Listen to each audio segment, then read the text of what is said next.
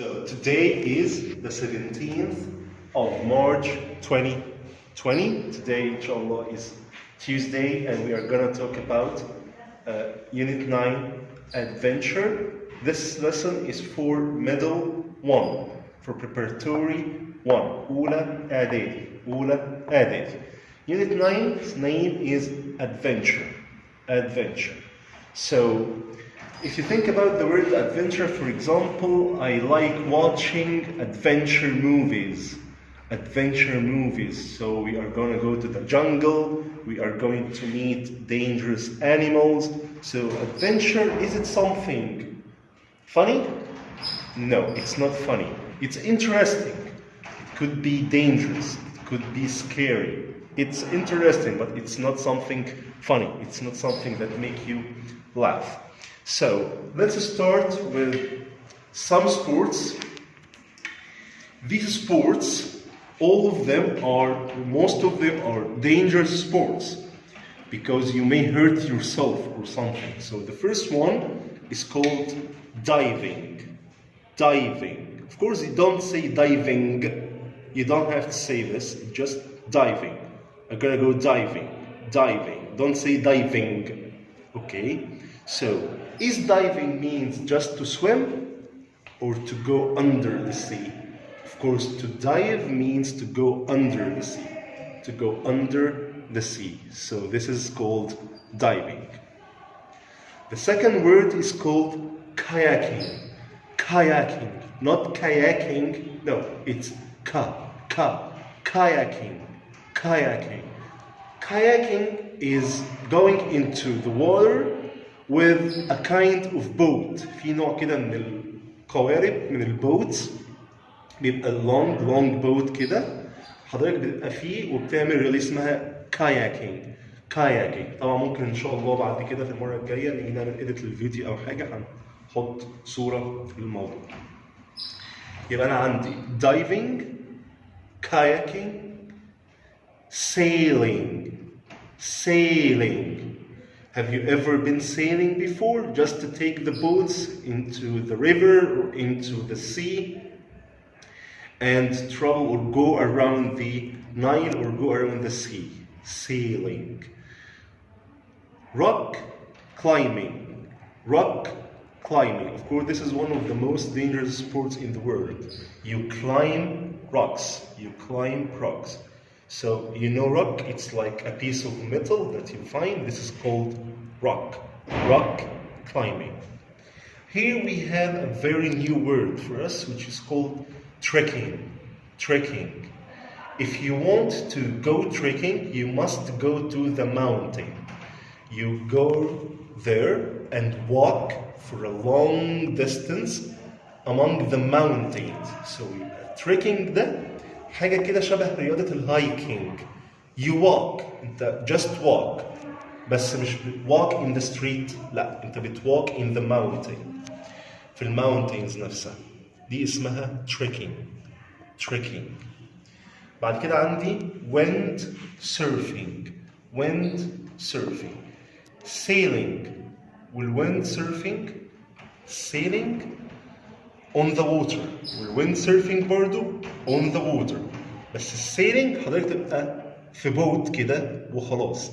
اما الwind surfing ده بيسموه رياضة ركوب الأمواج. بتبقى راكب على حاجة زي السكيت كده وبتركب بيها موج البحر. دي اسمها wind surfing. To do it or to go there, you must wait for the wind. If there is no wind, لو مفيش wind يبقى مفيش surfing. في wind يبقى في surfing. وطبعا الwind means strong air. Mountain biking. كلنا عارفين كلمة bicycle. Mountain, it's a large hill. جبل كبير.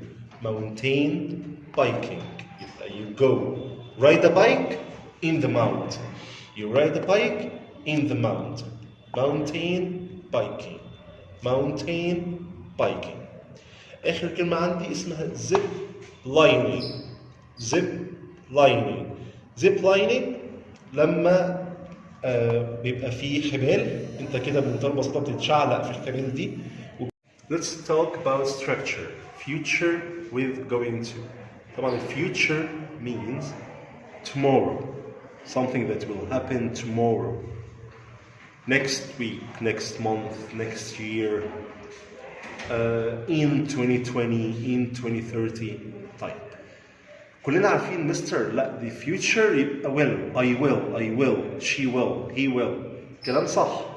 بس احنا عندنا رول جديدة اسمها رول او قاعدة going to هنا مش معناها سوف. going to هنا معناها going to هنا مش معناها يذهب الى، لا دي معناها سوف، يعني زيها زي will. طب ايه المشكلة؟ كل الناس بتنسى ان هم يحطوا قبليها verb to be اللي هو am, is, are. going to verb في الانفينيتيف.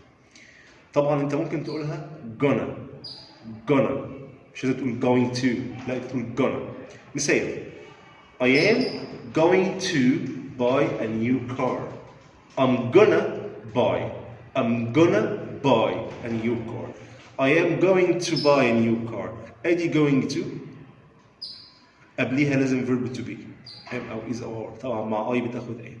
I am going to buy a new car. He is going to travel to Aswan. ليه هنا قلت is؟ اوعى اصلا تنسى ان انت لازم تحط am او is او are تاني. فهنا ليه قلت is؟ عشان هي بتاخد is. He is going to travel to Aswan. He is going to travel to Aswan. They are going to go sailing. الإكزامبل ده جميل جدا. going to تاني مش معناها يذهب. going to هنا شبه will معناها سوف. They are going to go. They are going to go. روحوا. sailing. They are going to go sailing. طيب في حالة النيجاتيف نفس الكلام هو بالظبط، بس انت بتحط كلمة not. نفس الرول subject am is are going to بس بتحط قبليها كلمة not. طبعا خلي بالكم برضه ما اسمهاش going، هي اسمها going، والأحسن إن أنت تقول gonna. I am not going to go trekking. I'm not going to go trekking. We aren't going to do anything scary. Don't be afraid, ما تخافش. We are not going to do anything scary. Ahmed isn't going to visit Sinai. Ahmed isn't going to visit Sinai. Same goes here في questions. عندنا نوعين من questions. Yes or no? With WH questions.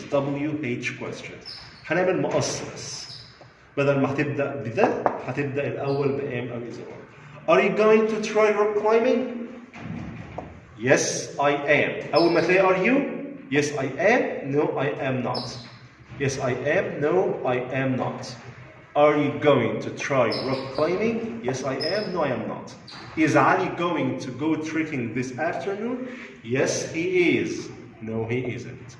في WH questions نفس الموضوع بس هتبدأ بالquestion word في الأول. What is she going to try tomorrow? She is going to try windsurfing. وأنا برضو بسألك سؤال ليك أنت. What are you going to do on the weekend? هتعمل إيه في الويكند؟ I am going to meet my friends. I am going to visit my uncle.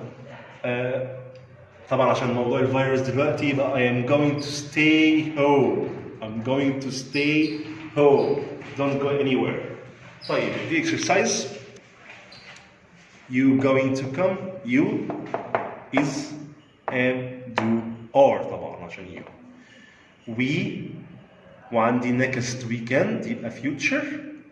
الوي بتاخد am ولا is or are going to. What is she going؟ بعد going to دايما بيجي الفيرب في الانفينيتيف يبقى do. اوعى تنسى ان قبل going to لازم يجي verb to be. am is are. الاي بتاخد am يبقى احط am. بس خلي بالك you don't يبقى تحط I am او am not. بعد going to بيجي infinitive. دي slept لا تبقى sleep. going to travel. القاعدة دي أصلا كلها بتدل على زمن الإيه؟ على زمن الفيوتشر. على زمن الفيوتشر. يبقى ما ينفعش إن أنا أحط كلمة last. لازم احط كلمه next. Thank you.